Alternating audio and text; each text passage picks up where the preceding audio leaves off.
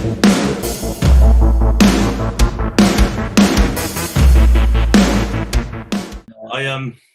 did have a conversation with a doctor once who was like, well, you know, just stop training. And I was like, cool, you know how you're a doctor? And he was like, yeah. I was like, yeah, it must have taken like quite a lot of time to like train to be a doctor. It's probably really stressful, you know, like, he was like, yeah. I was like, why don't you just quit? Why don't you just quit? Just quit being a doctor, because, you know, it's bad for you. It keeps you all the stress and stuff like that. Just quit. Fucking dicks. Yeah, mate. I don't know. I feel 2 hours, they're a little bit too long. But, I mean, a lot of people are listening to the end, so obviously... Well, I think 90 minutes. 90 minutes is the sweet spot. I think we're doing all right. I think we are doing all right. I think 90 minutes is the sweet spot. You know when you're raging on a girl and then like, it's been too long because they died in 1995 and you're still heating them up in the microwave, it probably feels a bit like that about 2 hours in, doesn't it? It's like, oh, it's beginning to decompose. Probably should get a new dead hooker. I know it smells like fucking fish. Yeah, this one's turned to goo. I need to go jogging again. Ringing up your mates. Myra Hindley, can you get... Welcome back to episode 7 of the Bash Bros podcast. We've got Mr. Joe Ballenger on the podcast this week. Oh, what's up, guys? For those who don't know who Joe is, the usual routine, I'm going to bring his page up for you all to see. Here's one sexy fucker. Let's have a look. Here's what I prepared. Literally just people like watching this just frothing at the gash, just people's sofas just getting drenched right now. Everyone's boyfriend's looking left like, why is the sofa wet? Like, mate. I'll get my OnlyFans up later as well, don't worry about that. Mate, all day. Don't start on that. You and someone else can have a fans off. Yeah, OnlyFans off. Let's get it. We won't mention who, No. because I'll only have to edit it out. That was quite swift.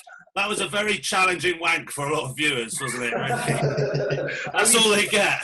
It would be all right for Ryan after the conversation that we had. He could have offloaded in that time easy, but for the rest of us...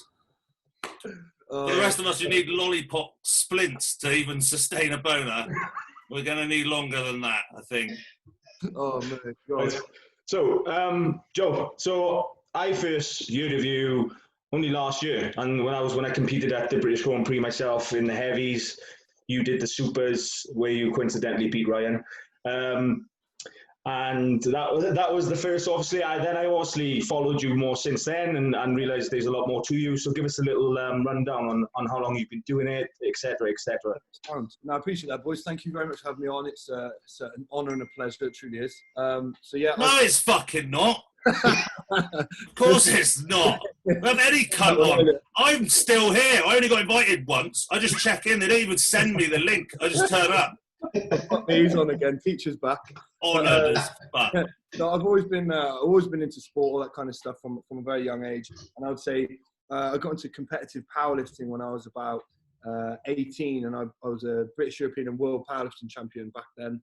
And from there, that was kind of like where I started becoming very, very competitive, shall we say, and like doing the more individual side of things. So I always played rugby, football, cricket, you know, all that stuff from a younger age. And then at about, I got back into my rugby again after that. And then at about 24 is when I did my first show. It was a girlfriend I was with at the time, actually. She entered me for the show. She was like, I think you'd be good at this kind of thing. And I was like, what, walking around stage in pants? That's not me. Now I fucking love it. But so that was kind of the start of that. Won my first show, and it was kind of like, you know, it's like when you get on stage, you get that feeling. It's kind of like euphoria. Felt fucking good to just be up there, you know, and you put in all that work and stuff. But that's because you won. Huh? That's because you won, though. Well, yeah, of course, yeah. If I'd have lost, I'd have been like, fuck this, I'm out. My first show, I got and I wouldn't be here now. I got dicked. Did you? Love yeah, that. So I didn't have that euphoria, but I'll pretend. Oh, yeah, I remember. I know like that. Yeah. It was fantastic. But yeah, no, I went on to, competed in a few smaller shows. So started off actually like as a muscle model before getting into proper bodybuilding. So gay stuff, as Dan would probably say. Look at him. There he is. I did that as well. loves a photo shoot in a power. It was a Braille. It was a Braille model mag though. So that was, hand model. yeah, yeah. So yeah, got him from that. Became WBFF Pro. Competed with them a few times. Did a few international shows over in LA and stuff like that. So that was cool. Got to travel about to compete. And then in 2018 was when I did my first IFBB two row show. Actually, no, it wasn't 2 rows. It was IFBB because it was over in Spain. I did the Amateur Olympia in Spain as classic bodybuilder, and I came 3rd, which I was pretty happy with, considering I was probably one of the smaller guys in the class because I was in Class D. So it's everyone that was 6 foot and above, and I was I'm just under 6'1". And I only just made weight, to be fair. I think I actually nearly died on that prep. It was horrendous to do. I was doing sub 1,000 calories a day for 2 weeks, 3 hours cardio, basically all the shit that was like, you know, when you suffer, like suffering's cool, but that was like fucking awful. But you know, you do what you do, and it was good experience in the way that it taught me that you really can fucking do whatever you want if you set your mind to it. And it is, you know, this isn't game for the faint-hearted. It is very, very hard sport, but it's also very rewarding as well by the time you actually get on stage and stuff like that. So after that, I decided classic wasn't for me. As much as I think my physique does suit classic with regards to the classic lines and stuff like that, for me to get down to the classic weight at amateur level is 220 pounds. It was just something that I did that one time, and then obviously naturally just going to continue to grow. So to do that again just was like, nah, it was not doable, and it would have actually detrimented my physique in the future, because I look better at, say, 5-6 weeks out at like 105, 106 kilos than when I actually did on stage. Obviously I was fucking peeled, but it just lost a lot of fullness, a lot of shape and stuff like that. So it's 2018. I started working with Jordan as well, and we spoke, and we were like, well, the only obviously option now is to move into men's bodybuilding, open bodybuilding. So again, it's kind of like starting at the bottom and working your way up, and that's what we've been doing ever since. I had a successful off season, and obviously did my first super heavyweight show last year, the British Grand Prix, which, as you know, went on to win overall at, which was awesome, really, really good, good to win that. And then we went over to Portugal as well, which was a fucking eye-opener. That's to say the least. You know, those boys were just whole next level. Remember Florian, Ryan, he won it.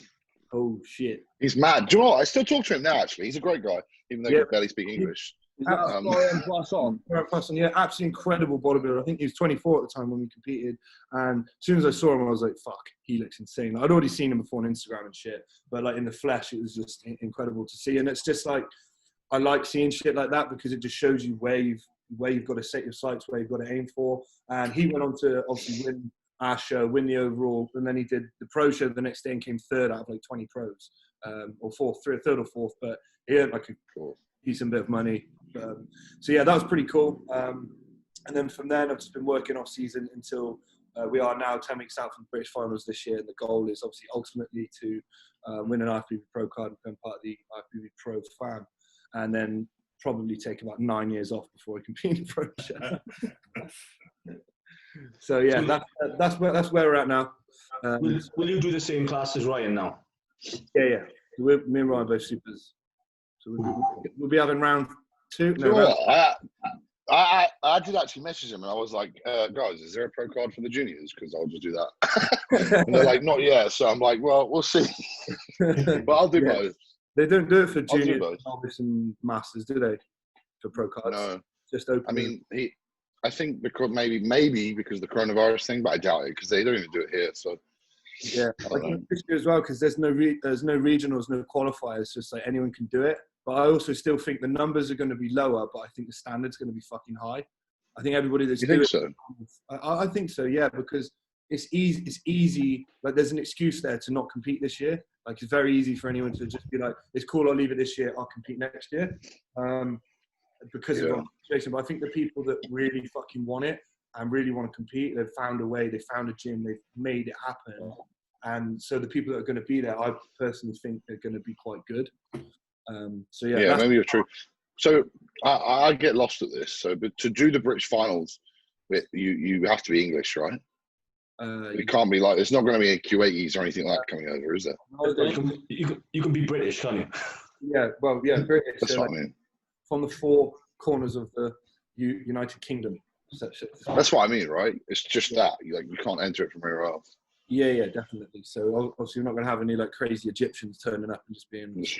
Yeah, so they have the Open Pro qualifiers and the regional, like the regional style ones, don't they? So obviously on the IFBB calendar, this is classed as a regional one. So you have to live within that region, or in this case, the UK, to be able to do it. You know, it's not an international one like the Amateur Olympia or something like that. That would be an international one that anyone could go and compete at.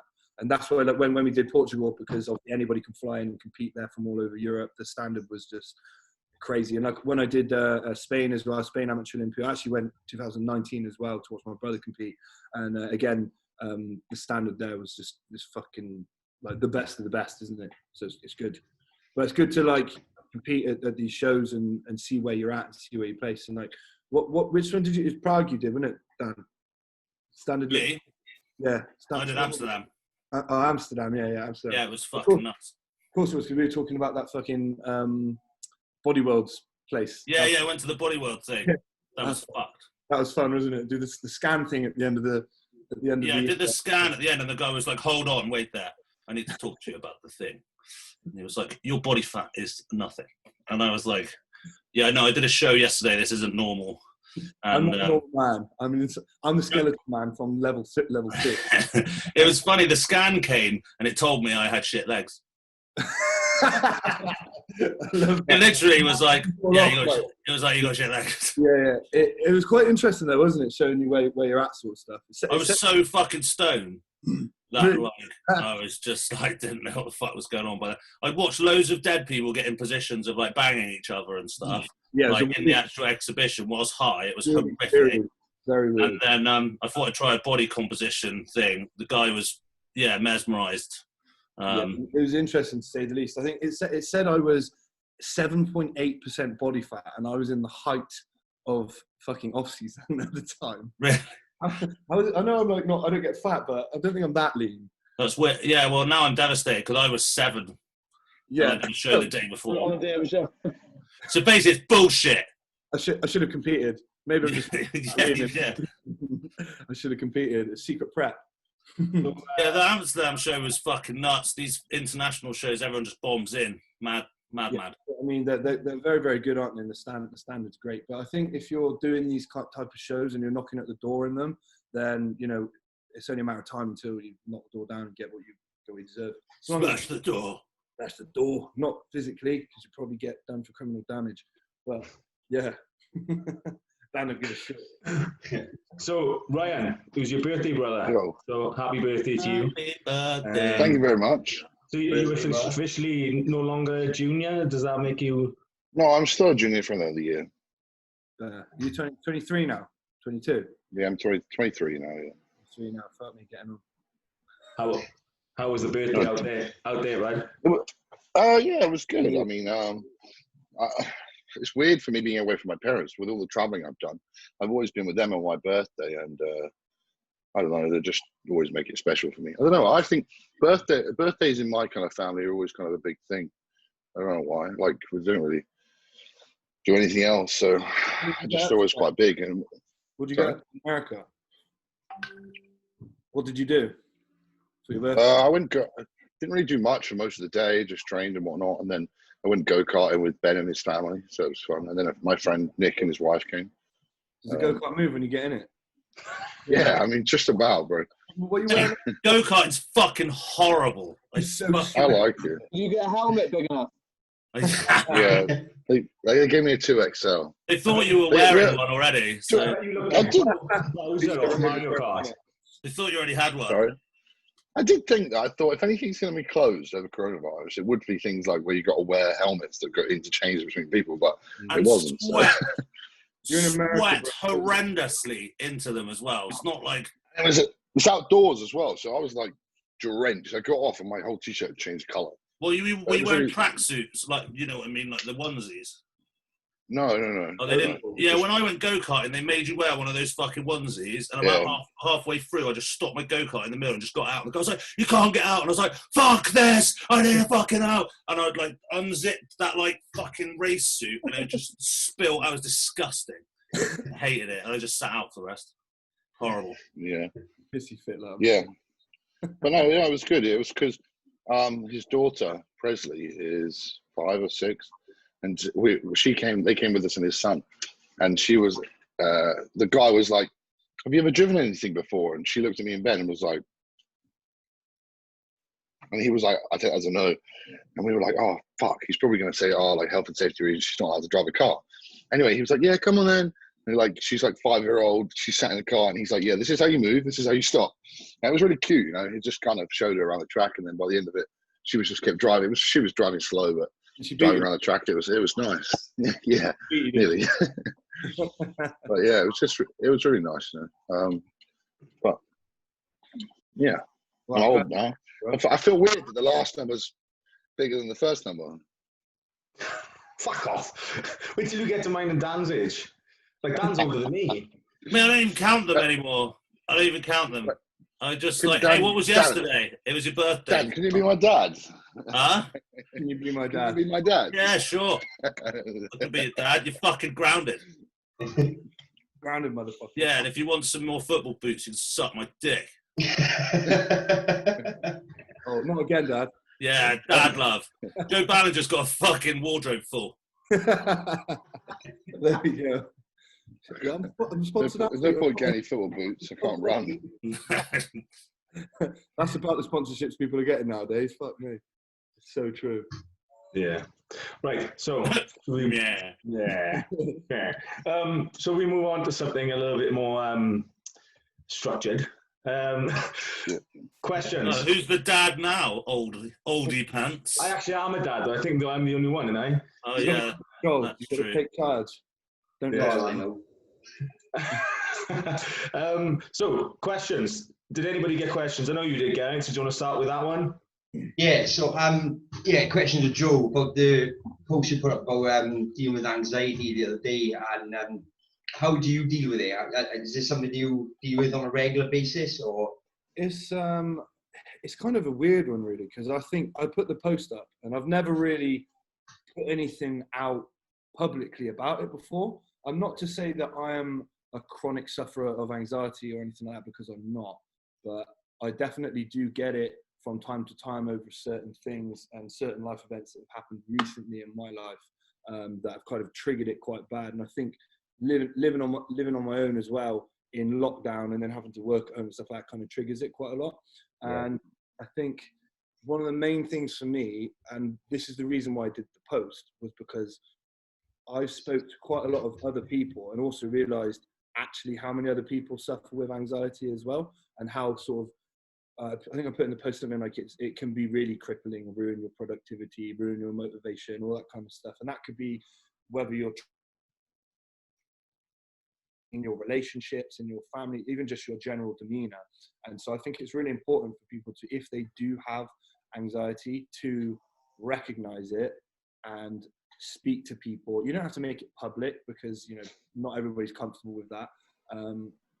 But one of the best things I did was literally just talk to other people.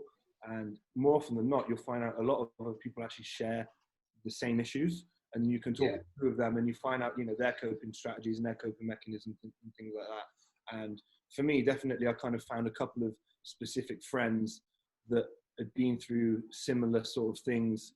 And it was very helpful to speak to them and get their mindset on stuff. And also realize that when you're going through certain things that are potentially negative, you tend to only think about the negative sides of it. Whereas it's hard to flip your perspective and think about, right, this has happened in my life, but what are the positives that I can take from that? Because there always is positives.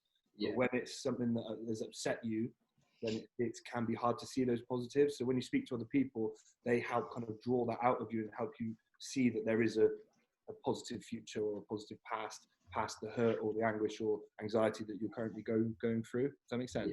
Yeah, totally. Yeah. I can relate, you know, it's especially like if you're living on your own and stuff like that, and with work and everything. Sort of, I got obviously I won't mention his name, but I got one mate of mine who does suffer really bad, and he can't even leave his house sometimes. He just struggles with it, mentally struggles with it. So for him, it's like what he was trying to do was just try and sort of see if he could try something different, something different in his life. And I said, you should try many different things anyway. Just try and get a positive outlook on what you're looking at negatively, and focus on that and take your mind away from the negative part side of it. So obviously when you posted that the other day, I did read through it, and like tips like reading books and stuff like that, that's helped me a lot more. I've suffered with anxiety severely, probably most of my life, but it's not something that I labelled as anxiety until probably about 2 years ago. It was something that was always there and just didn't quite compute. I'm quite capable of functioning normally with it, but I do suffer with it. Last year so severely that I lost all of my hair. I got stress-related bald patches, hence the fact that I wear a hat a lot. But it's one of those ones, I think it comes down to an individual and your attitude towards life and whether you're willing to let things beat you, because anxiety can be something that you just manage and live with, or it can be something that will defeat you. It's completely your call. I fully agree with that, mate. And I think like what you just said then is kind of when you went through that point of acceptance and like realization, that's when you can start to do shit about it. Because a lot of people probably go through these feelings of anxiety and anguish and stuff, but kind of, and I've done this before. I feel like I'm an alpha male. I don't get that. I don't feel that. That's not me. Do you know what I mean? And then you kind of, it's always there, but you're not quite computing with it. So I think once you kind of let it in, feel those emotions, whatever it is, and then you can just deal with it and not necessarily move on, but you can deal with it and progress again with your life and stuff like that. And like you mentioned about self-development, I think that's so key. Since I've started, reading more books, listening to more podcasts, just generally trying to make myself smarter, more educated, all that kind of stuff, so that I largely do it so I can help my clients and stuff like that as well. But since doing that, it just helps you feel, I guess, more connected with yourself. If that makes sense? Yeah, definitely. Yeah. We live in an anxiety-fueled world. Yeah. Everything is designed for fear and reaction. I think a lot, like my students especially, are reactive. They have their phones are reactive. How many people pick up their phone? I don't do this. I don't pick up my phone first thing in the morning. You pick up your phone and you're instantly reactive to any information or messages that have been sent to you without you being active about yourself. And I think this fuels a lot of anxiety. I mean, don't get me wrong, anxiety is a perfectly normal thing to feel about things that make you anxious. It's when it takes over your whole mindset about everything that it becomes a problem. So, there is some argument of stuff. We do a lot of resilience training in college as well about, about people having anxiety, about things you should have anxiety about. It is a normal emotion, but it can come and take over. But still think it's another thing, being reactive. We live in a reactive world. We're bombarded with target advertising. We're bombarded with people doing better than us. We're bombarded with things that are unobtainable from little effort. Like, we're constantly fed this shit. And so what you're saying about taking yourself out, reading a book, the book is an active thing. You can have a reaction to it, but it's you kind of decide your pathway through that. Social media is in your fucking face, things like this. And so, I would say anyone who struggles with anxiety. I used to have panic attacks loads when I was a kid. They were kind of not a kid. They were kind of drug induced. It doesn't help as well if you're trying to drug away your issues and stuff. My acceptance of the panic attack was just, I'm not that scared to die. So that was how I got over it. And I know that's dark as fuck, but that's how and now I know that they don't kill you. I can feel one coming on. Anyone's had a panic attack, you feel it coming on, then you get scared of it. So you're scared of it, and then you're like, oh my God, what's going on? Then your heart, it gives a little, and you're like, oh my God, my heart must be having a heart attack. And as you more, then you get the adrenaline injection, and you're like, oh, now it's really going. I thought it wasn't going, but now it's definitely going. And stuff like that. And you travel down this, and it feels as real as hell. But no one's ever died of a panic attack. That's a fact. I don't know whether that helps anyone out, but it helped me out. No one's ever died of a yeah. panic attack. Someone actually commented on the post that I did, and it was a pretty good point, to be fair, because there's a lot of people nowadays, and I think the word anxiety is potentially overused, because it can be mixed up with just the word worry. A lot of people just worrying about something, and that's not actual proper anxiety. You all know what full proper anxiety, when your chest is tight and you've got that horrible feeling. And then, people nowadays, it's like, oh, they've got something to do, and I've got anxiety about that. So haven't got actual anxiety. It's just you're just worrying about a certain situation. So I think there's definitely levels to it, and that's not me downplaying anybody's anxiety at all. It's not. It's just a point that I think. No, it's a fact, and also it's something that a lot of people shy away from, is because no one wants to be like it's bullshit or whatever, because of course it's not. It's, when something becomes to a level where it affects your everyday life, it's a problem. Yeah, but if you've got an exam tomorrow and you're getting butterfly stuff, that's normal shit. Yeah, that's worry. That's that's normal. I get it quite badly. Yeah. I would say that it ruins my life, to be honest. I think I'd be a way better bodybuilder. Like, my cortisol level because of it's really bad. I just find that I have too many things on my mind at one go that, like, I'll start doing something and then I won't finish that because I'll be fucking anxious about the next thing and next thing and next thing. And then I'll be like sat here and I'm like, okay, what do I do? And I go do something and I don't fully finish the job, and What are your what are your mechanisms for coping and stuff? Do you try and have to work around routine and planning and things like that? Does that kind of help, or? It's something that I try to talk about on Instagram, actually, but I don't. I can't really put my finger on it. I don't really know how to control it or how to go away from it. It's just like, I think ultimately it's not. It kind of maybe stems from just not being happy, I think, and part of that, like, I don't know. It's just a bit. I can't put my finger on it.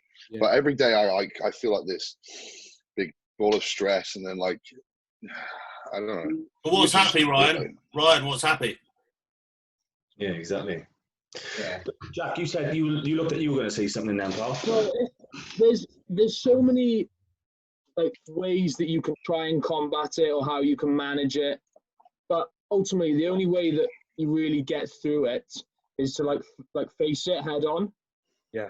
To work out why you get it, what's causing it, and you've got to literally embrace it and just go at it, because you can manage it all you want, but it's still going to be there, and like you need to understand what is causing it, because anxiety is different for everyone. I don't have a care in the world on most things. The only thing that gets to me is like injuries and stuff like that. And I worry loads about like my training and stuff. Everything else, other things that set other people's anxiety off, I couldn't care less about. Like, it's not an issue to me. But then something that is not an issue to anybody else, it hurts me a lot. Shows how individual it is, isn't it? And I mentioned something like that in the post, that you can't, anxiety won't just go away. Like you just said, if there's an issue or something in the back of your mind that keeps coming back, if you just ignore it, it might go away for a bit, but it will come back. Like you said, you have to, like, if it's something like, I don't know, say you've fallen out with a family member and you haven't spoken to them for 2 years, that will keep giving you anxiety until you manage that situation. And you might go and manage it and it might not work out, but at least you've confronted the situation. Do you know what I mean? So it's gonna scare you a hell of a lot to start off with, like a lot, but it is the only way to do it. It might, like you said, you might not succeed in doing it, but in rectifying or sorting what the issue is, but you'll probably feel a lot better for just going at it. It might not happen the first time either. You might have to keep going at it, but yeah. So I think it's important to say as well, obviously, if it gets to a point where it's more than anxiety, then it's probably important that you seek help, or if you need, GP or counselling or whatever, there's the usual hotlines and stuff. But this is just 6 meatheads giving their 2 cents on how they manage their anxiety. It's not certainly not any medical advice. And Joe, you made a very good point as well. But obviously, a lot of us we live in solitude, a lot of us, we don't see people a lot. We keep ourselves to ourselves. So it can eat you up a bit, especially during lockdown, I know so many people have suffered because they haven't been able to go out, talk to people. So you're always in your own head. Yeah. So especially for like you, for example, you've probably been looking at those 4 walls for weeks on end, haven't you? So you're always, that's the only thing you've got. So like seeing someone and talking to them about it does help a lot. So getting it off your chest and stuff. Tell you what, since they opened the coffee shops yesterday, and I went down and I sat in Soho, got my laptop out, and I was working. Didn't speak to anyone, but because there was other people around, it was just so nice. Yeah. So, I mean, that sounds so weird to say that, but it was so nice. Like, I kind of crave that. I'm a very social person. I don't say I hate my own company or being on my own, because I do like it, but not all of the time. I like to have the option to be able to, if I want to go out and mingle with other people, then I can do that. So yeah, lockdown's been hard because I'm a real social person. So to always be stuck in, cooped up on your own is difficult, especially when, you know, because obviously I work online as well. So all my work's at home as well. I'm just always working, and then to change from, you know, being in a work mindset to then in a chill mindset, it's really hard to switch between the two because there's no split up and there's no speaking to other people. Do you know what I mean? So I think that human interaction is absolutely key. So we're getting back to it though. We're getting back. Yeah. Okay. So I think I just one more thing. I think a lot of it is having to not such word of being grateful for where you're at, but more of the fact of actually compartmentalizing things. This is what I struggle with. Compartmentalizing things you have to do and living in the now with like what you're doing. So this task I'm doing, sit down, smash this task, you know, compartmentalize that, then move on. That's probably my biggest struggle is like, I've got this laundry to do. I've got to go train legs. I've got to do cardio. I've got to tie that up, that. And I'll like half do it. And then I'm like, I need to do that before 2 o'clock. I need to do that, you know, and that's just like, I feel like that all day. I think that comes down to but I think that'll come down to your ability to, as you get older, you probably get better at understanding that that's not really going to affect you that much. You know, I think some of that might even be the fact that you're putting a lot of pressure on yourself to turn pro with the bodybuilding, so you think you've got to be ticking all the boxes. And if you miss a box, then you're not going to go turn pro, and you're not going to, you know, all this stuff. It all adds up.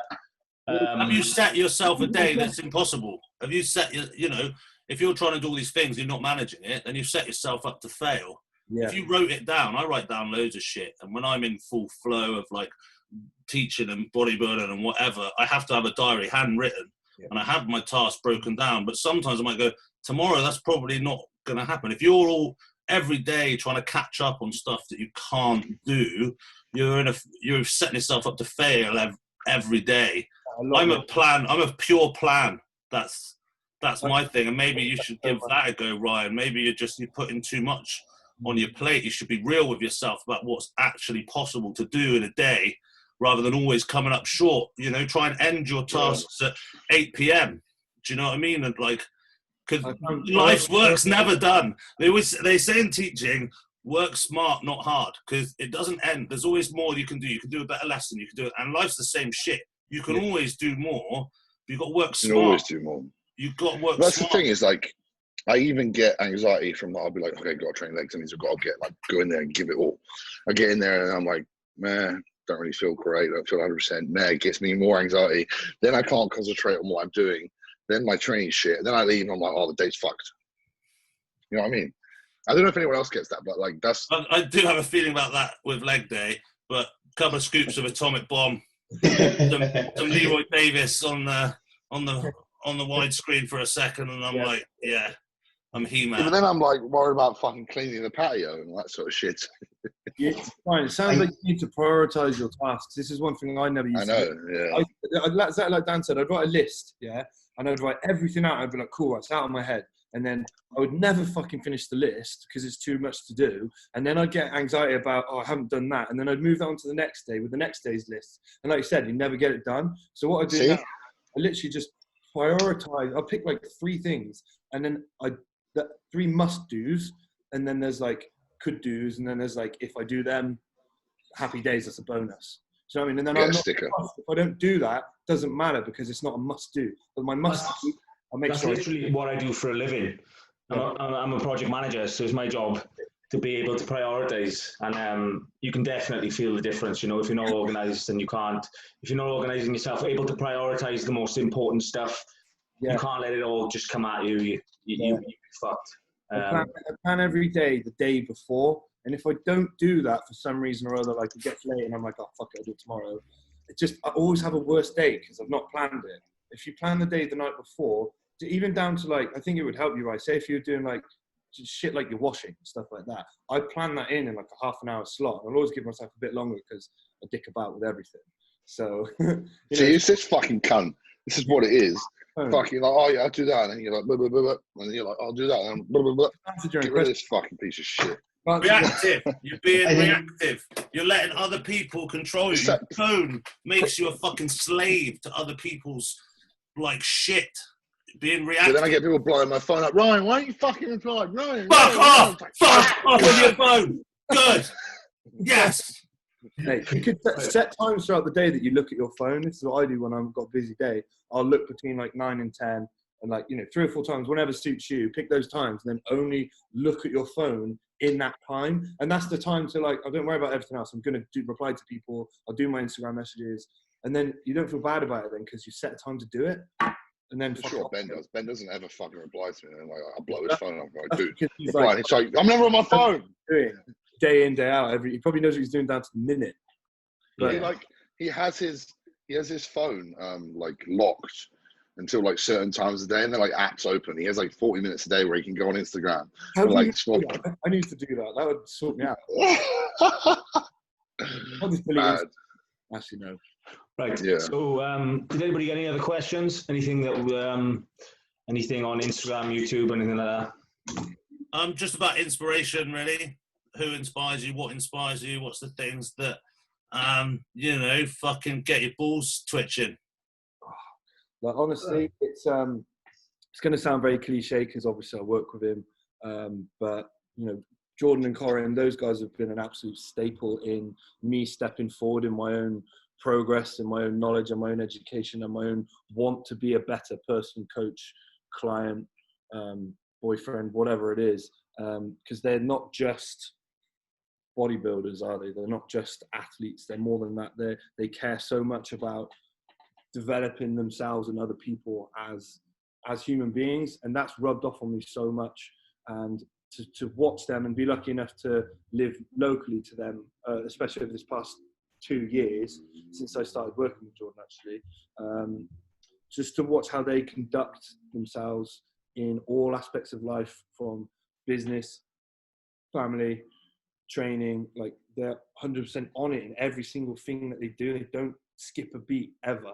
And it's just, you can see from the respect that they have from, like, there's never any hate, there's never any trolls, really.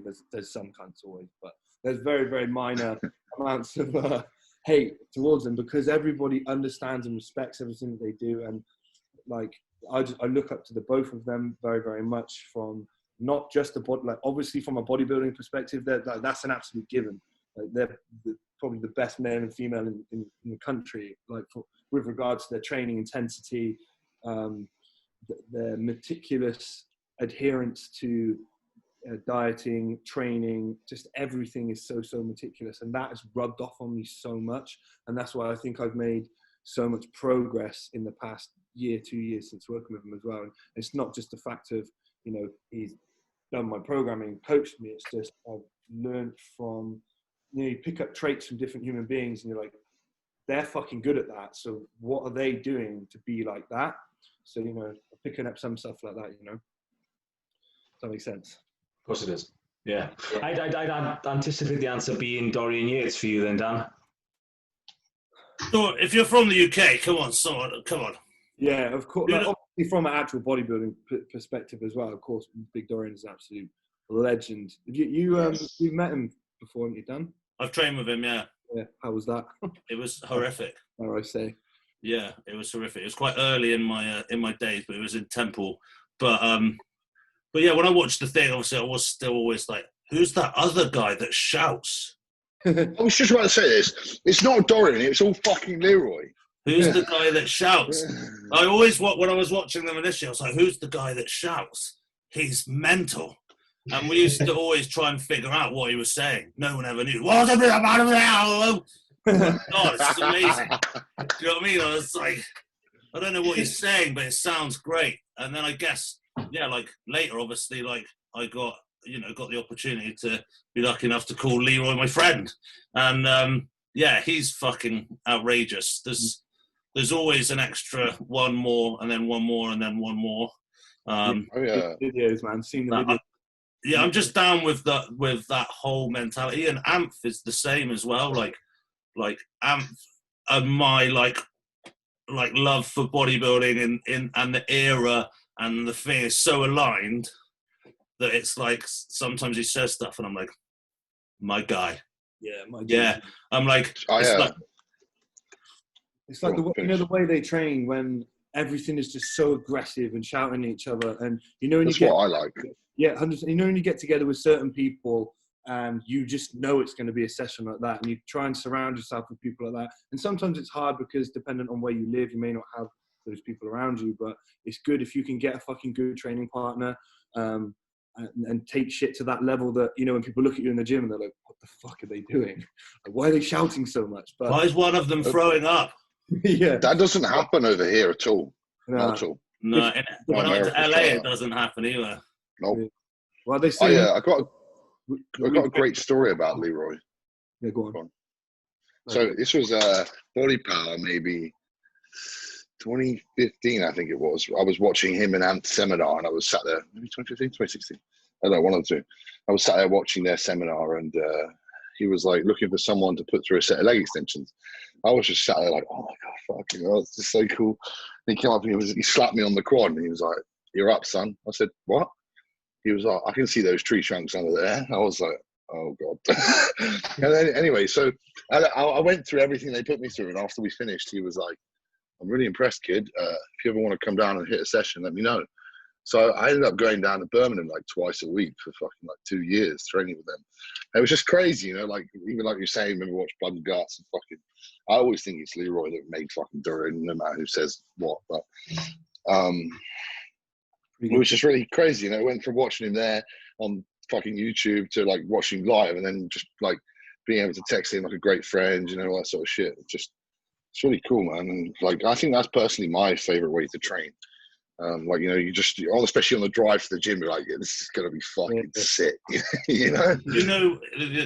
like if you go down and like Leroy's there and Amp's there, and there's a little bit of northern banter, which makes it scarier somehow. And they're firing up the shakers and stuff, and it's just like, and then everyone just shuts up. Yeah, because I've always been trying to film it for the crowd, and he'd be like, "Stop being such a fucking faggot." Do your phone away. Be present, you can. I think it's on us. It's on us, though, as a generation to keep that alive, because it's starting. Like these days now, you go to a gym and make a bit of noise, you just get looked like you're a fucking absolute tit, Yeah. We all know, Johnny. You're one of the noisiest people in the gym, pal, so I'll give you that. I've got one gym ban. I've had multiple warnings from the Pacific now, so... Yeah, you boys get a bit of a slap on the wrist down here for something. You got a leg room that has no music, so... Yeah. I think once you're over 300 pounds, they just don't say anything anymore. Jack trainer. It's got like absolutely amazing kit in there, but it's bodybuilding mecca kind of kit, It should be the best. It's a 24-hour gym now, and I think he's coming away from obviously the whole sort of old school bodybuilding thing. And if you scream a little bit too loud, he'll come and tell you, or he'll warn you. Fuck this! Fuck this! Fuck him! Fuck your gym! Fuck all of that shit. Fucking clang and deadlift too much. Oh, you dropped a dumbbell. Well, don't, you might, interrupt our bums and tum session. Fuck off. Fuck off, man. Mate, that makes me sad. That makes me sad. I'm upset. Mate, the rules at Trojan are, if you throw up, you just got to clear it up. If you, like, people's, like, eyes have, like, popped and, like, blood on, like, noses and shit, and they're like, cool, like, you just clear it up. Like, welcome to the real fucking world. We had a big group deadlift session at one of our local gyms about 6 months ago or something like that. We got all the boys together. We're like putting in a group chat. Right, let's all meet up. We'll have a, you know, so get the boys together. We'll have a big fucking deadlift session. The next day, obviously, it was very testosterone fueled, shouty, and you know how it goes. The next day, an email went round. It's like, right, no more group training, no grunting in the gym, no this, no that, no bags in the gym, because we all had fucking bags, and we were like, that is absolutely fucking diabolical. That's shocking. I'd like to clarify as well, just in case me and Jack get banned.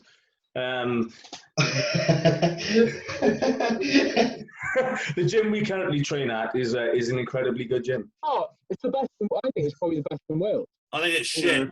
I mean, it's shit. And I hope I'm banned. I hope I'm banned forever. Ban the boys. Yeah, ban them. Ban Jack so we can go somewhere else. I got in trouble for being the ringleader of that thing. I was like, went back to MJ's. I'd like to one day get Dan down to Pacific to do a session, Jack. I'm in. I'll get banned in 5 seconds. Watch. I'll throw up and bleed on the floor within minutes. Tom Hemmings hasn't got banned, I don't know. I know, he bleeds all over the gym, doesn't he? But then he stays in reception for 2 hours to sort of make up for it and like buttering them up. That's what he does. Top Blantosaurus. I'll see you boys at GH then very soon. Yeah, it looks like it, doesn't it? You can make as much noise as you want there, can you? So. And they've got a spoon bucket. They've got a spoon bucket that says spoon here. I bought that. Oh, you bought that? I bought that. Did you? Actually, I remember when you first bought that. Every gym should have a sick bucket. Definitely. It's like, it's going to happen sometimes. No, I've never, ever been sick from training, ever. Well, come and see me, Joe. You've been fucking threatening. I'll be down. Threatening. I'll make you an ugly boy yet, mate. Do you know what? Give me everything. I don't know if whether you look at that being sick thing, is that immune system response? Is that he's got superior digestion? Like, because he trains hard, so this is what I'm thinking of. Is like, is his cortisol really not that high at all, so that his body's still in like good tune? You know what I mean? Yeah, like, it could be like a superior like reason to that. No, I mean, it's cardiovascular strength fusion. Yeah. It's like that's Joe true. probably has a superior cardiovascular ability. If you want to make someone throw up, 20 sets of 20, they're going to throw up. Yeah, that's true. Do you know what I mean? Like if throwing up isn't actually the sign of having a hard workout, like really, it is, I'm being a bit bravado. Like if you want to make someone throw up, 20 sets of 20, you throw up. Like it's not necessarily that. Or even 20 sets of 20 second fucking negatives and 20 second concentrics. That'll do it too. What did you say? I couldn't walk again, but I've never been sick. Don't know why. But yeah. Well, maybe it's because of your sporting background. Maybe it's because of most. Maybe. I made my training partner sick on arm day. That doesn't make any sense. Wow. That just means your training partner's a fucking pussy. That's all that means. Ryan's trying to look into science, and I've got it down. That's because he has a massive sopping vagina. That is why. That's why. No, I haven't done an arm day. That's the science behind that one. But yeah, the throwing up thing is like is just usually like cardio. It's a central nervous system response. It's not so don't worry if you're not throwing up. I don't throw up. I have thrown up. I don't throw up. Most people just eat too close to the gym as well, and then they go. Yeah. Don't eat a biscuit before training. Fucking biscuits, mate. Fuck the biscuits. I eat like 2 hours away from the gym now. I try not to eat anything within 2 hours because it does sit. Definitely sits, I think. Obviously, it depends on your food source as well. But currently, I'm having bagels. So if I had like bagels within an hour, I think it would affect my digestion and affect my session for sure. You'd bloat up. Yeah. I usually like do a little, if I'm like fully bulking, and do a little bit of cyclic dextrin just before I get in. Yeah. Because this, like everyone's doing intra, I don't have time in my mentality to do intra, and half of the time I forget to drink it. It's there at the end, so I don't fuck around with that. I know what you mean. I do that when if I'm using obviously insulin, then I'll need it because otherwise I get fucking hypo. Shit. Yeah, don't die. I say I'm doing fucking. Do in a second. Doing 120 grams of carbs into workout. Yeah, that's a lot. Like if you eat within 6. Sorry, check out my puppy. Can you see it? Oh my God. Look at him. Oh. Just keep the dog there like that. That's a nice. Yeah. It's an improvement. Yeah. Keep him there. Yeah, we don't. You put him back in the igloo now. Yeah. Good boy. Sorry, you just walked in. I had to do that. Yeah, what was you saying, right? For your pre-meal? No, my intra-workout Intra. drink is 120 grams of carbohydrates at the moment. But it's really like, this is another thing that bugs on my anxiety, is my like pre-intra post setup is just crazy wild at the moment. There's so many different things I need to take and little tubs I need to scoop in, and I've got to spend like fucking 5 hours filling these little things out. Could you make it easier Wild. or not? Huh? I like to make it like 1 or 2 ingredients just so it's easy. I'll try and do the easiest way I can. Ryan's on the meal loss protocol now, though, isn't he? So. Yeah. How's that going? Good so far. Just sat with the Rice Krispies next to me. Trying not to go hypo. Yeah, no, like a lot of people think it's a bad idea, but I feel like it'll be a part of my bodybuilding. You know, it'll either go well or it'll go bad. You know, I feel like there's a lot to learn from him. He's a great person in the sport. A lot of people look up to him. He's got like 30 years of bodybuilding written down in books. Every fucking thing. Everything. That's fucking absurd. You must be about 400 pounds now. Me? Yeah. No, so in the first week of the diet, I put on 6 pounds, and I was like, well, fucking 11 weeks out, this ain't good. And he was like, oh, looking great, tighter, let's go. I'm up in the food even more. And I was like, bro, this is like, I don't need this much off season. This is like, I'm still a bit worried. I'm like, doing like fucking nearly 800 grams of carbohydrates here. I'm like, it's a bit too much for me, but I'm just going with it at the moment. Shit. That's a good bit. How are you finding the trainer? I presume he's got you on like giant set training. No, so not yet. I'm still doing a variation of it. It was kind of, he wants to bring it in again to be able to be one of those tools to fucking fire the furnace, you know. There is a lot to it, but so I just think, what's the training split now? What's the setup? I'm training 3 times a day. 3 times a day. How does that work? So it goes, I've got like on a Monday I do cardio, abs, calves and triceps, and then I do chest, and then I do delts and triceps again, 3 different sessions. And then Tuesday will be cardio, abs, and like. How long is each session? Like 2 hours. Fuck. No wonder you're eating so much food. Yeah. I'm doing an hour's cardio as well. Dan only trains 3 times a week. I know, right? So this is not my sort of setup, but all I'm saying is, Ryan, if you've got that down on your program, for you to know whether you benefit from it or not, you need to go at like you're doing. You just need to do it and like do as he says, because a lot of people will have a program off someone and they'll doubt they'll doubt it. They won't do honestly, Jack, there's a little things I doubt. They'll be like, I'll be going hyper about to die, and then my plan will be like, shoot 25 IU, Humahog, and I'm like, I'm not going to do that right now. But at the same time, you need to discuss. I'll be dead. Yeah. Yeah. Well, you need to take the whole concept. You need to take the whole concept. Yeah, you're right. You know, like there's no point in taking bits here and there and stuff. He's actually just flown to Serbia. He's having some teeth done, but when he comes back, I'm hoping that I'm going to go to LA and stay and train with him for a few weeks. And see, and I know when I trained with him at Gold with Ben when I went to LA with Ben, and like obviously they're completely 2 different ends of the scale. They disagree with each other, but like it was a great workout. I would rather I'm not really a giant set sort of person, but the sort of Milos is like, bang, come on, no fucking about. I just get it done. I like that. The intensity is high. I need that. I need someone to be able to help me work hard, because especially here, you know, like you're surrounded by softies. Well, not just that. I mean, like it's just I feel like I get critiqued on like all the times. I'm like, yeah, let's go.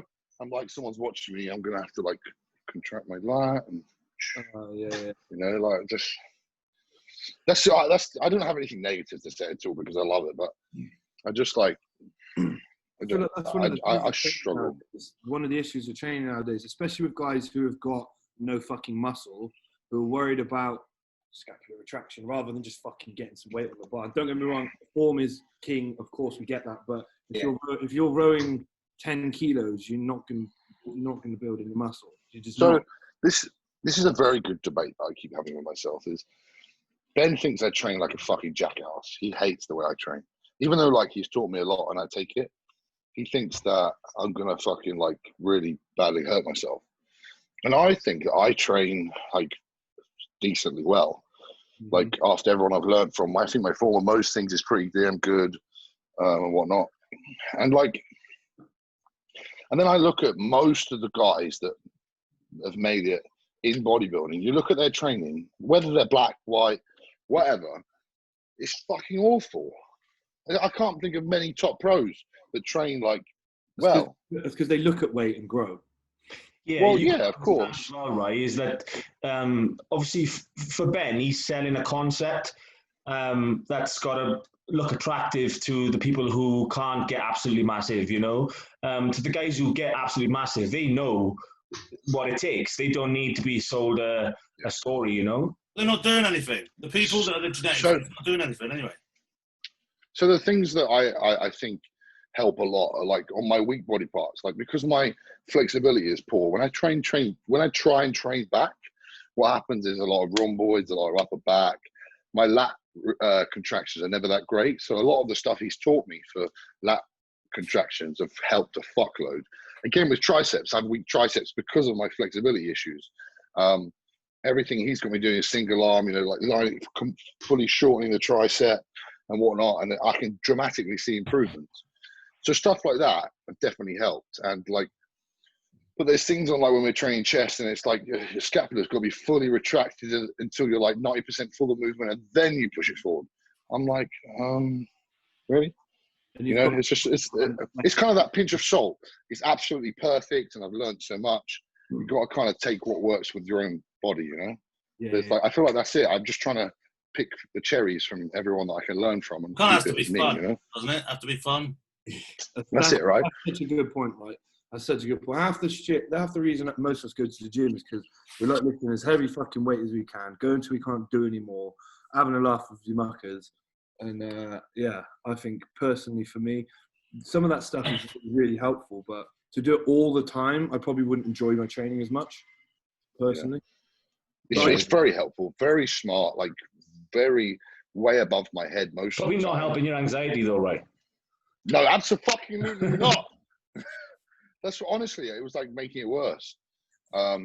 Especially, there's a lot of things that Ben tells me to do that will help my anxiety, but because I can't do them like he wants me to do them, makes it worse. You know, like the whole yoga, the breathing, the meditation, like Ryan, just the have box breathing. Bro, I've got my pen here somewhere. Dan, do you do yoga? I was doing a bit of not really yoga with Alice in the mornings, and then I got the puppy, and now the mornings are fucked. But I am actually reasonably flexible for someone my size.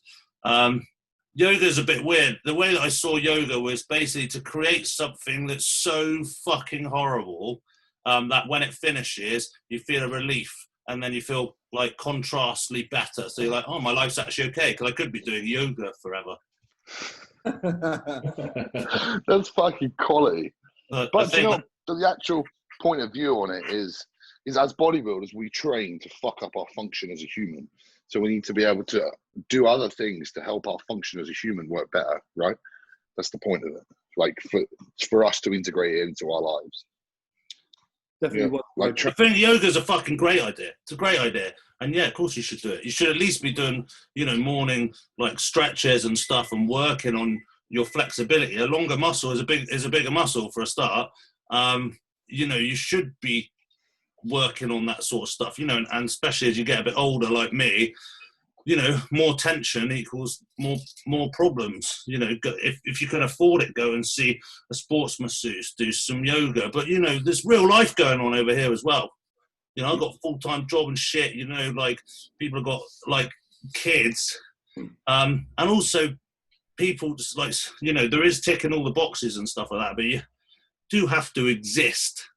You know, this leads me on to the next question, really, because there was a question on YouTube somebody put on. I don't know who it was, but they said, "Can you elaborate more on ticking all the boxes?" So that's a very open-ended question. But do you want to take a stab, Dan? well, the ticking all the boxes, it depends on your level, doesn't it? So initially, ticking all your boxes when you first start the gym is, can you go to the gym 4 times a week? It's usually what everyone already struggles with. I couldn't go to the gym, get my chicken laid an egg, and my mum, like, she looked at me and said, I can't go, and I've got 2 legs. You know, like, it's, once you've got past, like, that, it's okay, cool, so you're training and stuff. Can you eat a set amount of food? So I think that the boxes that you accumulate are, like, will travel with your progress. Like, at the moment, I've got, like, boxes of, you know, I've got, like, a Theragun thing and stuff. I try and do that, like, every day. I've got, like, one of those, like, what they call the electrode things for recovery. So I try and, you know, I try and do that. The going to the gym and eating all the set meals, the boxes, they're, like, that's universally ticked. You know, but then it's like going to physio every week. It's making sure you go to bed at 10 o'clock. It's, you know, the box is exponential to your level, I think. And some people that are fucking amazing don't have any boxes at all anyway, because they just fucking grow. So I think the point of ticking all your boxes is you sitting down and making those boxes first. For you to, there's no set boxes. What can you do? If you first started training, there's no point you go, well, I'm going to do physio twice a week, I'm going to do yoga, I'm going to train 8 times a day. Like, it's not obtainable. You need to gather the boxes and the boxes that work for you. So it's not a definitive, like, thing. It's about, I think what it means is setting a plan. I think ticking the boxes is about setting a plan, you know, and it goes to work smart. You know, set yourself up, and it goes back to the diary thing for Ryan, really. Set yourself up things that are achievable within the time frame and just chunk through them day by day, you know, and be real with yourself. You know, so let's make this relative to, say, just the average YouTube watcher who's, like, maybe done a couple of shows or is aiming to do a couple of shows. Should they be looking at the levels, you know, in terms of getting, you know, treatment, looking at buying all these contraptions, the massage guns, you know, what sort of, you know what I mean? I'm trying to make it relative to the person who asked the question. I know obviously it's very, it's hard to interpret exactly how to answer that question, but, you know, the basics, you know, obviously it's the food, there's the training, there's the rest. You see people starting off and they're going mad. They're buying 900 fucking health food sups. They've just started training. They're weighing fucking 65 kilos. Cool, they want to do their first show. That's mint. You know, they're like, they think that they can outthink doing the fucking hard work. Like, the more they analyze and the more, like, things they can do, they can get away from fundamentally, what can you do on your first show, really? Fucking hard work. Eat your fucking food, train fucking hard. Do you know what I mean? You don't need to sweat the small stuff yet. You know, even if you're using anabolics, it's probably early in your time using light amounts. Your kidney's not going to fall out yet. Like, I think there's a lot of consumer-based stuff and a lot of people, like, sitting down thinking about it. Some of the questions I get asked are so advanced for someone whose physique is so fucking amateur that it's like, just get strong. Just get strong. Yeah. You know, eat food, get strong. You know, and also you see people as well, they're sold a dream about this bodybuilding shit, this glitz and glamour, and they're willing to spend money out of, like, off their fucking, do you know what I mean, live in a shit place, take money from their kids' fucking mouths to fuel this fucking bullshit. Like, it's a luxury. You need to look after yourself before you can bodybuild. So for someone who's starting out, you don't need to, like, you don't need to be exploring all that. And also you need to consider monetary things, family commitments. Don't tip the balance straight away. I don't think that that's healthy. You know, how many people do you see fall by the wayside? I think it's important to just control the variables that you can control. Stuff like simple shit like digestion, sleep, stress, and anybody should be able to do that at any level. So like you said, it's not about, like, going out and spending £100 a week on massages and shit like that. Like, yeah, you will need that at some stage for sure. But if you're, you know, like you said, 65 kilos wringing wet and you haven't got loads of muscle, you probably don't really need that as much. But of course, you can look after your own recovery. You could get yourself a 50 quid massage again. That's cool. But yeah, just controlling the variables that you have control over is probably one of the most important things I would say, with regards to ticking boxes anyway. But everyone does get obsessed with ticking the boxes. Like, I think it's more just a case of consistency, just being consistent with your shit. Like Dan said, just eat your fucking food, train, progress your lifts, do the same shit every day, and you will get better. Simple. Well, that's the thing, though, isn't there? Is like, ultimately in life, is we can always do more everything, especially in bodybuilding. I think it's one thing that stresses me out too. Is like, we take all these extra supplements and we like kind of just drop them in, but we actually could get, like, some people are like taking blood tests to tell us how much of that we need to take. Like, we could be going to do DNA and all these fucking stupid tests telling us what food we should eat, how we digest rice better than potatoes, how we can't eat beef and how we need to slow cook beef because it goes through our microbiome better. There's so much we can do, and that's something that I've learned recently that again further stresses me out. I'm like, what about the day of just fucking eating chicken and moving some weight? You know, like, I want to be able to do that. I think really, like if you're looking into all that, say you've got infinite amounts of money and you're having 97 sports massages a second, and you're like going and you're looking at and you know exactly what colour like poo to look out for because it's exactly the right, you know, you've got a little poo-ometer that you like shit on and like you're tracking. We're not joking though, Dad. Like, this is serious mate, like, shit. you know, you get a blood test and all this sort of stuff. Like, are you really physically suited to be a bodybuilder? If you really need to, like, maybe, and obviously this isn't aimed at you, Ryan, but I'm just saying, like, someone who's already very quickly thinking about all of that, maybe you're missing the fucking point, or maybe you're just like that's it, isn't it? Like, bodybuilding was built on the grunge, like the angry men taking out violence, just fucking, damn, I'm fucking massive now, let's go put it on stage, you know.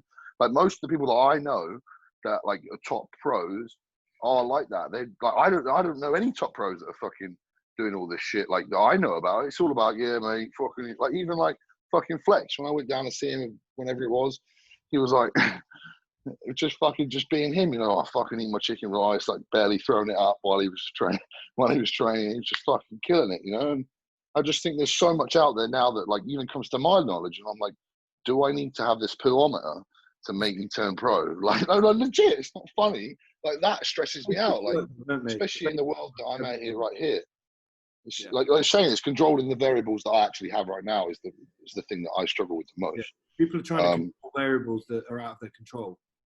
Do you know what I mean? There's just so much, like, even when it comes to drugs, like, how much do I actually need to take? How much extra am I taking, or how much more should I take? Like, how exactly, right? I'm just gonna take the whole lot and see if it happens or it doesn't. Who gives a fuck?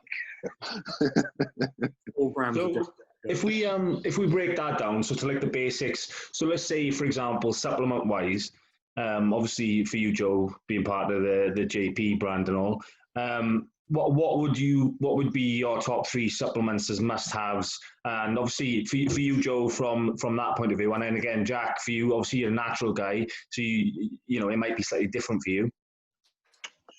So me, probably like I would say always like health sup wise. Obviously we've got our performance enhancer subs, whatever you want to call them, things like your interest, protein, stuff like that. But I would always say look after the inside first. So stuff like we just brought out the vital support, which is you know, like liver, kidney, blood pressure, all that kind of stuff. So looking after that, we've got Love Heart, and also probably one of my favorites is curcumin. So obviously curcumin's an anti-inflammatory supplement, which is really, really good. And I noticed when using it and when not using it, you can feel the difference.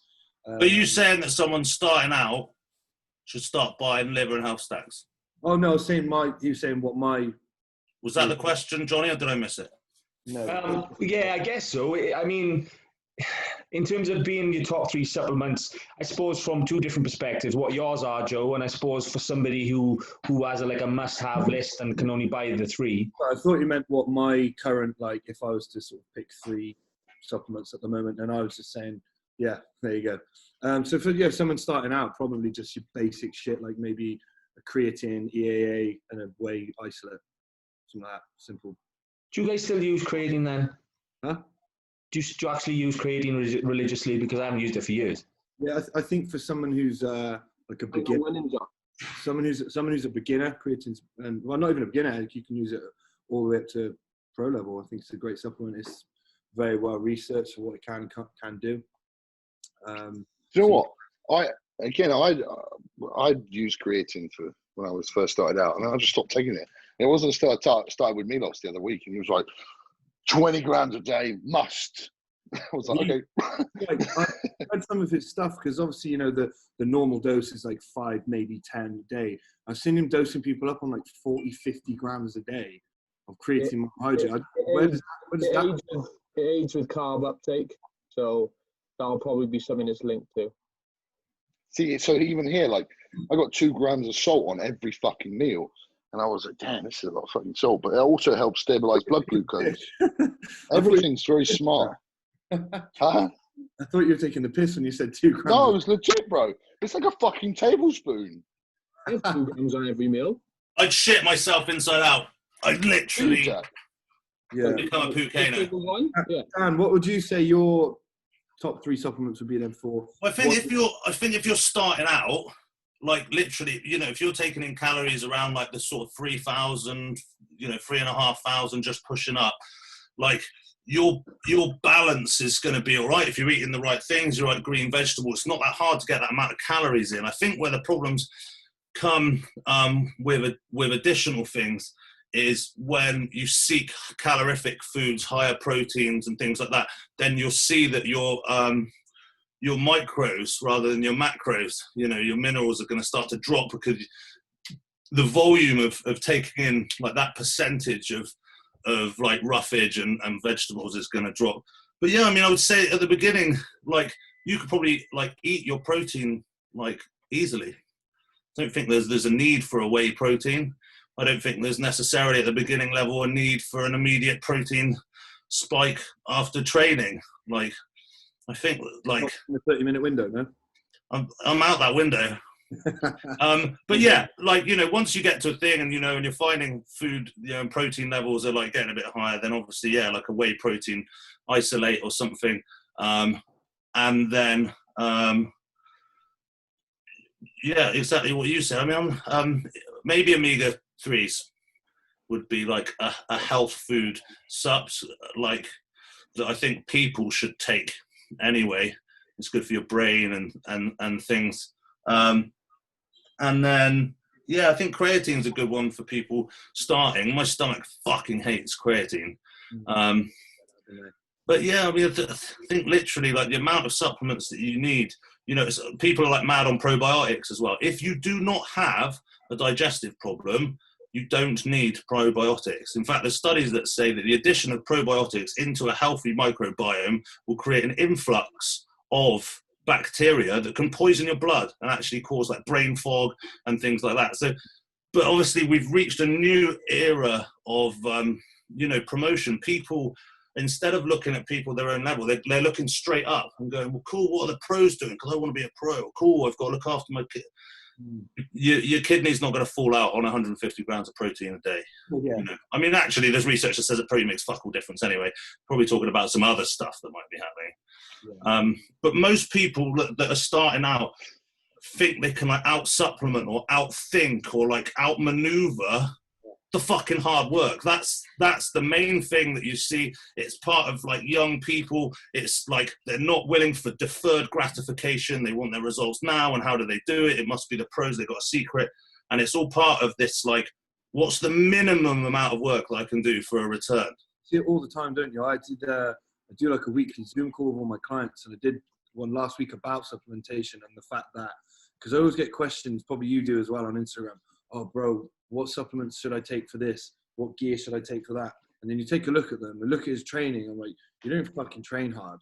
You probably don't even adhere to a diet properly to even warrant thinking about the small shit that will make a couple of percentage of differences. But you've got to do all the other shit 100% beforehand for that to even warrant. Yeah. My favorite thing that people say to me is, mate, I eat fucking loads. Loads. Serious, mate. I went to my grandma's house yesterday and I ate roast dinner. She made massive roast dinner and I ate another roast dinner. And I'm like, mate, like, and he weighs like, 8 stone or whatever. And he's like, I started on the Deckers. Yeah. And like, once you actually strip down what these people are talking about, like eating, 40 chicken nuggets because you're hungover does not mean you eat a lot. That's what people say. They're like, I'm a big eater. I'm like, yeah, you can eat one big meal. Eat 6 big meals 6 times a day, every day for fucking 6 months, then come back. Everyone can eat 7,000 calories once. Like, do you know what I mean? And that goes to the tick in the box. It's not, oh, I don't feel like it.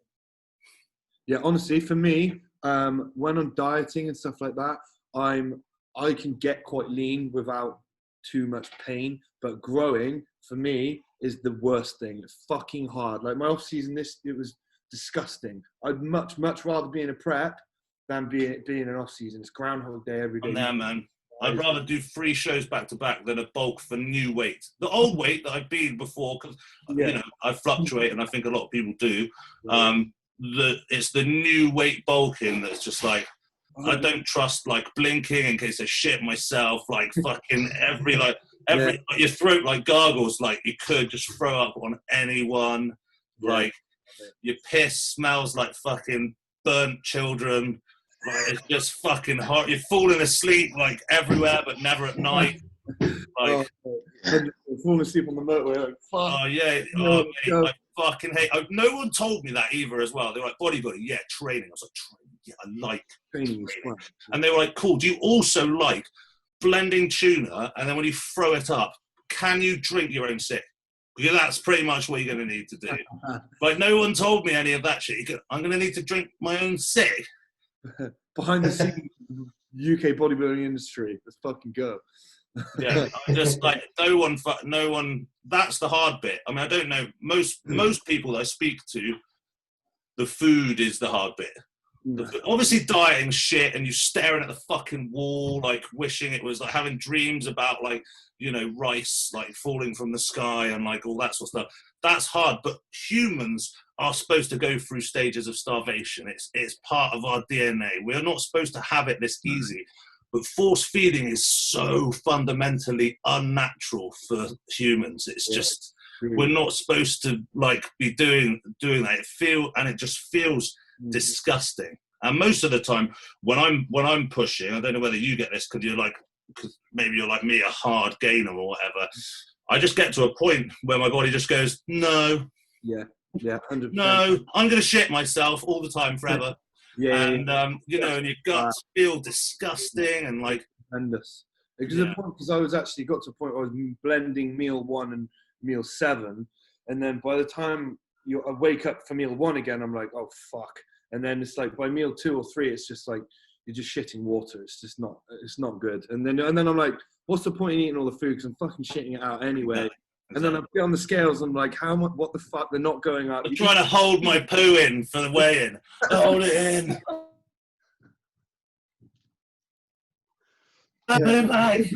And then you do all of that for like 2 weeks, and you step on the scales, and you've gone up by like half a pound, and I'm like, fuck my life. Yeah. More food. Yeah. Fucking hell. Yeah, that's the hard bit, and that's. Yeah, then you can I'm not the other end of the scale here. I got to fucking eat 0 grams of carbs for 10 weeks and do 3 hours of cardio. You're natural fatty. Yeah, that's me. What's your body weight now, right? 800 pounds. 400 pounds. No, it was 315 last check-in. It's 309.8 today. Casual. Do you want to get on stage at 300 pound one day? That'd be nice. I think I'll be able to next year. Yeah. What were you? I haven't had an off season between last year and this year, so I'm happy. Huh? What have you been doing then? Just maintaining. Just fucking trying to get my head in a decent place to be alive. To be honest, that's another story. I'm in a good place now, so I'm just trying to. Good to hear, man. Good to hear. What was your stage weight last year when we competed? 277. I did like 5 different shows tonight. I went from 275 to 280 between the two. What do you think was your like last year? the British Grand Prix? I think. Yeah. I think so. It depends because there's so many different types of photos and shit like that, and you're like, I don't know what's better. And I kind of lost my head a little bit. I had a few problems with the prep and fucking shit like that. But I think the British Grand Prix was the best look. I do think I'm very like we just said. I find it really hard to lose weight. So every time I start prepping is like the only time that I'm really like bang with like supplements and shit. So that's why I seem to like my body composition just seems to change, but my weight just like all goes up. You know what I mean? Like so, in the first week I look way better, but I put on 312, like 3 pounds. And I was like, what the fuck? Like it's crazy. So I don't know. Just something to just take into consideration, aren't they? I think obviously as you are really, you get because obviously you've obviously got more body fat now, but when you're leaner and leaner, then you would expect it to come down a bit more. Yeah, it does obviously come down. But I think especially when I'm when I'm like nearly show lean, that's when my body kind of gets really adaptive, and then I have to like eat food to stay. But it takes me ages to get there, you know. And that's why a lot of people think I'm like I like lie about my weight. It's like it's really hard for me to get down. Like a lot of the guys that are the ones moaning about it, the guys that find it hard to gain weight. Like there's not many people I know that are like the ones like me that struggle to diet that find it really like kind of easy to gain weight. You know, it's like a completely different kind of person. It's one or the other. It's one rarely, like we said before, you're rarely blessed with both. Rarely can people grow easily and get lean easy. You're like, usually it's one or the other. Joe's like finds it harder one way, you find it harder the other. But I'm naturally like an 8-stone crackhead. Like I'm like literally like I'm the kid in the striped pajamas. Like that's my default. Mate, I was the same when I was naturally an ectomorph, small, skinny, and it wasn't until I was like 14, 15 when I started training that I started getting a bit of muscle. But I was naturally skinny, and I think that's why I can get lean. That's why you're so dry. Like that was like at that British Grand Prix. That's why like I was fucking lean, but you were fucking lean and really dry. Like I find it hard to get that dry look. I don't know if it's whether because of my age or it's just my body type. Like you know, like I'm always really watery. Like when I had a DEXA scan a few months ago, I was 9.8 body fat, but I didn't look 9%. It's because I just hold so much fluid. You know. You're fucking stretched all the time. That's why. Yeah, probably. Interesting. I think there are different skin types. No, I've got fucking elephant skin. I don't bruise at all. Just eat fish. I think eat white fish. Eat white fish and a rice cake. A rice cake. I saw the video the other day of that. Yeah, it came back up. Was it you that put it on the story, Joe? You commented to me. I reposted it. Yeah, that was. He got jacked apparently. Did you see? He got fucking jacked. I saw. But my biggest problem, right, is that I'm naturally a fat fucker, but I also used to have anorexia. So as soon as I get to the off season and I have to eat to feel that uncomfortable, bloated to grow, I just scale back. So then I find it hard to get lean, and I also find it hard to get big mentally. So it's like it's a double-edged sword, really. Interesting. I have the kind of same I'm in like a weird spot. I'm in a really weird spot right now because we're 10 weeks out now, yeah. I've been prepping for probably 12 weeks, something like that. And my food has gone, this past 6 weeks, my food has only gone up and my steps have come down, but my body's continued to get leaner. So it's a really great spot to be. But I feel, because I'm doing 6,000 steps, no cardio, and I feel like I'm not trying. Does that make sense? I don't feel like I'm hurting. I don't feel like I'm working hard enough, but I'm being told to do less, obviously on purpose, but to bring the output down, because my struggle is that I can get flat easier. I can lose muscle. So my struggle is not like you, man. You're never going to come in flat. You're always going to be fucking. Well, this is the thing is, it's like you would think that, but like because I have to diet so hard, I do get really flat, and then it's hard for me to fill up a little bit. Well, I mean, you have to fucking dig deep to get that, don't you? I mean, I would have to, if I did like 30 minutes cardio a day now, I'd probably just look like a skeleton in a week. I'd be shredded. You work smart, not hard. Yeah. And I mean, I'm not complaining. It's fucking cool. It's a cool place to be. But I was probably not a big T3 guy either, are you? No, I'm not using any T3. I'm not even on any fat burners at the moment.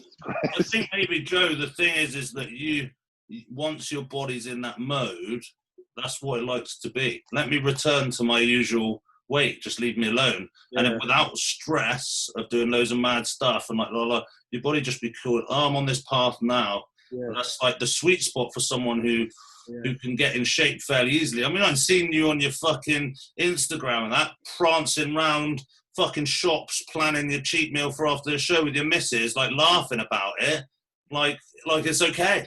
Yeah.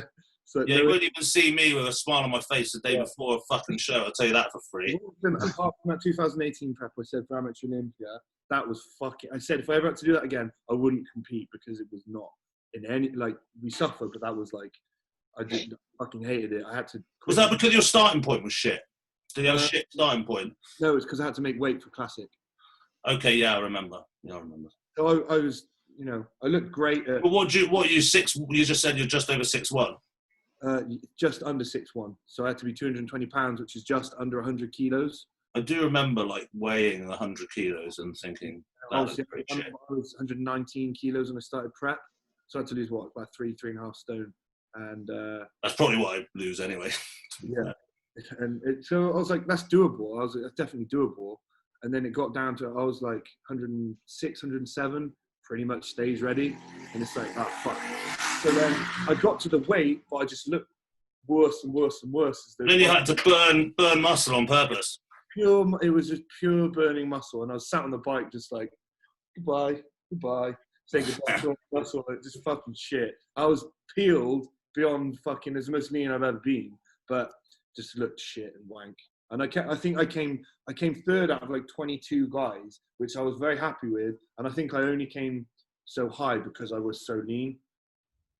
Some people aren't built for it. Yeah, it's just like the weight categories. It's like you can't get down. One other. Imagine what Ryan would look like if he had to make fucking 100 kilos.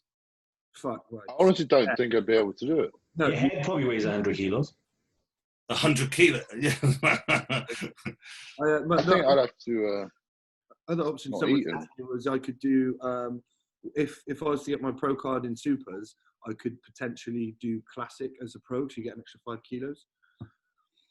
So I'd have to be. Last year I weighed in about 104 kilos on stage. This year I'm 114 now, and I'm in a good spot. I'd like to think maybe 107, 108 at a push to be very lean. So I think to get down to 105, which is what it would be doable. But we'll see what happens, because it would be quite cool if I was to get my card. You're going to hit the lower end spectrum of a super for sure. Yeah. But that would mean if you go into Classic, you can't do any more growing, basically. No, but basically, if I was to get a pro card this year, obviously I'm under no illusion that I wouldn't bother doing an open class bodybuilding pro show, because it just looks stupid. Because I'm just not big enough yet, and I know I need 2, 3, 4 years of growing before doing that. But if I wanted to do a pro debut, I could do that at Classic and probably be competitive. What's the goal though? To go supers. So fuck that. I know, it's just a conversation I had with someone the other day. Yeah. No, man, because that would waste a year of your potential of moving through. I mean, I don't weigh anything like Ryan weighs on stage, but yeah, the 105 would not. That would not happen. No. And it all depend on how low I would go and how low I go anyway, because I'm not going to go lower than I need to on this prep. It will be, I'll go till I'm ready. Do you know what I mean? Which should hopefully be a good few kilos heavier than last. You're going to try and push fullness a bit more, try and get a little bit more of an edge. You could probably afford to spill a touch. Yeah, that's what Jordan been talking quite a bit, because we've put back in. I mean, I had no cheat meals last prep, and this one we've been doing. I had 3 in a week, 1 week. Do you have high days? No, just off meals. So pizza. Yeah, no, but before, when you had no cheats. Oh, right. No, literally. I had no high days. No. But what were you eating a day anyway? It was just high anyway. Yeah, I was probably doing, what was I doing? About 2-8 on a training day, and then about 1,700 on a rest day. Yeah, that's still shit. Yeah, fuck that. It was not great. But like now Fuck. I'm doing 4,000 on a training day and 2,800 on the rest day, and it's comfortable.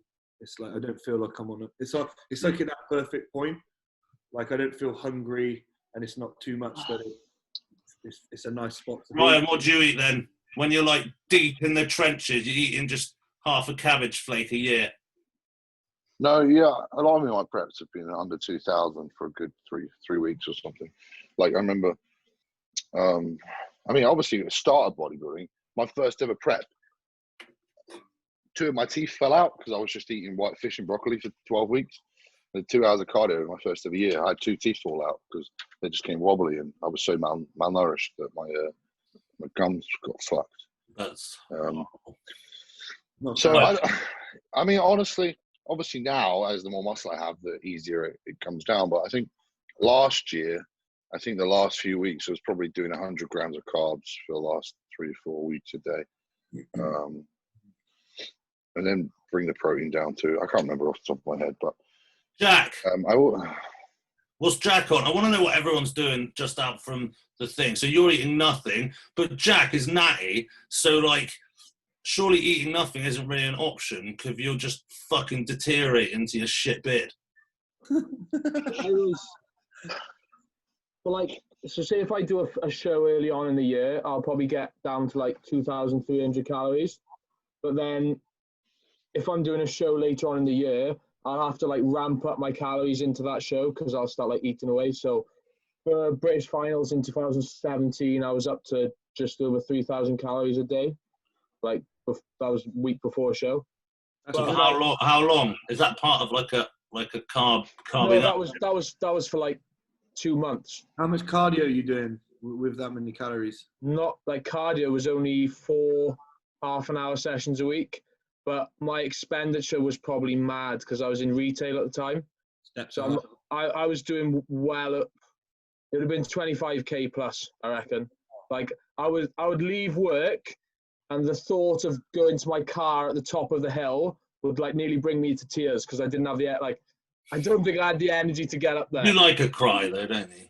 Wow. You like a cry. Oh, fucking hell. Mate, my steps now are at 6,000. They were at 12,000 a few weeks ago, and then obviously the show's changed and everything. We're now at 6,000, and I actively have to not do shit to not go over my step count. I can't just walk to town and get coffee because I'll go over my step count. It's fucking annoying. And I like doing steps because I like getting up and going out for a walk. You know, we mentioned about routine and shit. Sets me up for the day. So I don't do that now. So I get up and it's like, okay, right, I have a coffee and just crack on. And then I go about my day, like do daily shit, go to the gym, and then that's it, steps done. But I guess it's nice though because then when he does ramp up the steps, I can start to put that routine in, and it should have a good effect on my body composition just from adding in steps. So lots of tools. It's very rare on a prep that you can get away with high food and low activity. Yeah, I've never had.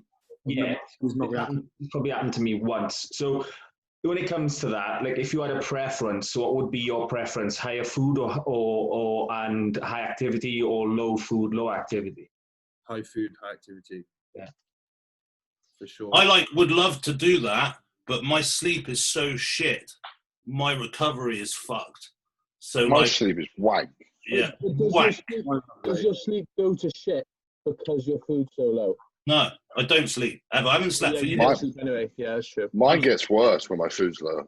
Yeah, well, it does. Definitely. And it's a survival mechanism. So your body's telling yourself you can't sleep. You need to go out and find food.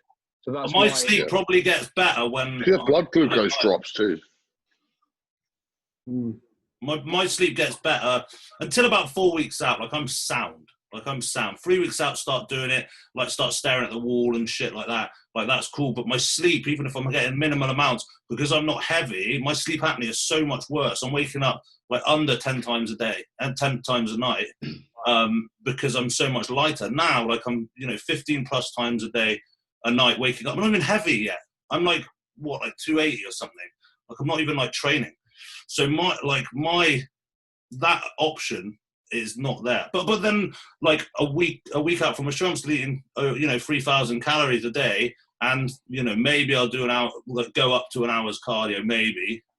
but like my other expenditure needs to be like low, because I don't recover. So obviously, you went to UWIC. Yeah. You were bound to have some stories from there. So if you can voice any of them, what's the funniest or most entertaining story you've got from your time there? Fucking hell. Probably can't really say any of them on here, to be fair. Oh, fuck that, mate. Let's talk about ring pieces. So basically, Yeah. There's 16 of us in our dorms. I'm not sure whether this can be legalised, put on the podcast or not, but whatever. 16 of us in our dorms there. So in second year, we moved into this fucking huge house in what's it called? It's literally just inside Cardiff, right by the main bit, and it was an old converted hotel. So it was literally like a fucking hotel with loads of rooms coming off it. It was absolute carnage in there. 16 lads, nuts. We were literally going out every single night. This is before I give a shit about my physique and that. I kind of did a little bit, but I was more interested in going out, getting on the piss and getting the birds and shit. Playing a bit of rugby, not really giving a fuck about uni. So this one time, I remember a couple of the boys brought this bird back, and she came back, and there was about probably 12, 13 of us in this room, and she started lap dancing on one of the boys, and then she ended up naked, as you do. And then Lovely, fucking hell. So yeah, she was literally going around dancing on all the boys, and she went back in the room with one of the lads. Obviously, fucked him and that. And then the next day, we had this knock on the door, and this guy comes out and he's like, "Was this girl here last night?" It was her boyfriend. And he was like, fuck. So anyway, what happened then is we then had the police come round saying, "Oh, we've had an accusation of rape." Yeah, literally that bad, because obviously he fucked her. And then because her boyfriend had found out, she just shit her pants and said, "Oh, fuck, I got raped." But the funny thing is, because there was like 12 of us in the room, everyone's fucking filming it and everything. So "Where's your bird? Ain't no rape going on here. She's pretty consensual." So yeah, that was a bit darker than I was expecting, actually. I did not expect that. The takeaway Girls are all cunts. messages, you should always record it. Yeah, always Always you got the option to delete it then. If you record the squirt, then it's cool. Yeah. That's what I do, right? Is if I'm seeing a girl, if I've got stuff on my phone, when I'm no longer seeing her, I send it on WhatsApp to my friends and then delete it. How they all know, John? I feel like Joe's such Is that what you sent me the other day, John? That was you, what you sent me the other day. I thought it was a fucking porn ad. Yeah, I had a photo of a blue waffle up here the other day. What are you saying, Dan? Joe's such a nice guy, but I think that the story is a little bit about him being on the sex offenders register. Basically, on the I think it's basically he's on the register. It's going to come out soon. You better make a little backstory about. Yeah, it was one of my mates. It's one of my mates. Lap danced. Well, the truth is he fucked a chinchilla. And now he's on the register. On that bombshell. Fuck your bombshells in the fucking face. Get your bombshell. Give it tumours, huge voluminous cancer tumours, and shove it in your anus. Right. So anyway, before we go, I just want to say thanks to Joe for coming on. Lads, it was a good laugh. Yeah, man. It's but it seems like the podcast is being fairly well received. I've had some nice messages and stuff. So I just want to say thank you to everyone who's actually watched this far, because there's 2 hours in, and if they're still watching this, then obviously we need to delete some shit out. Is that how many going for? 2 hours. You need to submit a slip, mine, Dan, with I will. Sign right. If anyone's suffering with anxiety and they can look after an animal without it dying, get a dog. Fucking brilliant. I need one. I want to get a puppy. I love fucking dogs. Brilliant. If you don't be one of these people who get a dog and then get rid of it, that makes you a cunt, a scumbag, and I hate you forever. If you're someone who's bought one of these lockdown puppies and then you're like, oh, I had to go back for work and now I've got to give it up. The fuck did you think was going to happen? You're just going to be furloughed forever, did you? You and your puppies. Puppy sanctuary forever, you thick cunt. Of course you were going back to work. So unless you're one of those, mate, it gets me out in the morning. It gets me like, it's amazing. An amazing thing. Your dog does not give a shit how you feel in the morning. You're going out and it will lick your eyeballs until you wake up. And that's what I love about them. I might get one. I've got a pet lizard here somewhere. It just walked in through the door the other day and I can't seem to get rid of it. Oh. It just keeps popping up now and I'm like, where's the fucking cunt gone? Make it yours. Name it, get a little lead, little feeding bowl. It's like this big. Oh no, stamp on it. on the bombshell? Bombshell. There's going to be another bombshell, isn't there? Fuck. No, yeah. I think that was enough of a bombshell, so we'll leave it at that. Self-explanatory bombshell. Thanks for having me, boys. It's been a pleasure. Yeah. Bodybuilding's nice guy, 101. Oh, yeah, good luck. Good luck for 10 weeks, in 10 weeks' time. Fucking hell, yeah. Yeah. Obviously not too much luck because Ryan's doing it as well, so. Yeah, no. Good luck to both of you. Exactly the same amount of luck to both of you. Exactly I'll bring my lizard. Bring your lizard. Joe, if you want to talk about what puppies to get, I'm a bit of a dog man. Yeah, I'll do that. You. We'll come and you can make me sick as well. Say again? I heard dick. I mean, I'm in. I'm interested. What? Make me sick. Good, yeah. Come to Trojan when it opens. Yeah. You know, you've been there already. Yeah, for sure. We'll do it. Is it actually open, Dan? No. Are you training there? No, I swear on my life that I am not getting any exceptions for anything. I'm training in my fucking garden. I promise you. I'm not. Really? I'm not spouting about like how I hate home training. I'm not doing it. I'm training in my garden. I promise. I'm not even. Oh, I thought you'd be hitting that with ant or something. No, like when Amph lives 6 hours away. Yeah, it's a long way. I mean, I'd still drive that every day to get a session. Yeah, I mean, I don't drive. It's a kind of a long walk. I'd probably go over my steps. You don't drive? I don't drive. Oh, that was because you went to prison, wasn't it? I forgot. I did not go to. But yeah, it's me driving's not a good idea. Manslaughter, wasn't it? Manslaughter, wasn't My driving is not a good plan for me because although I'm very calm, some things I can't control, and those things are other people. When you drive, you encounter lots of these people, and I want to fucking smash their faces in until they're dead. And so I'm not going to be a good driver. That's cool. I'll drive to you instead then, all right? Yeah, so yeah, you come to me. My just don't pick him up, Joe, because he might end up getting out of the fucking AMG. Yeah. You get blamed. No, it's all right. I'll do some Xanax. Yeah. Sounds oh, good. sure, I got some here. All right, good. Peace out. Right. Yeah, on that. No, fuck your bombshell. Yeah, Where did you drop the bombshell? West Country massive. Man them. Wibbity dibbity danger. Inside, bye.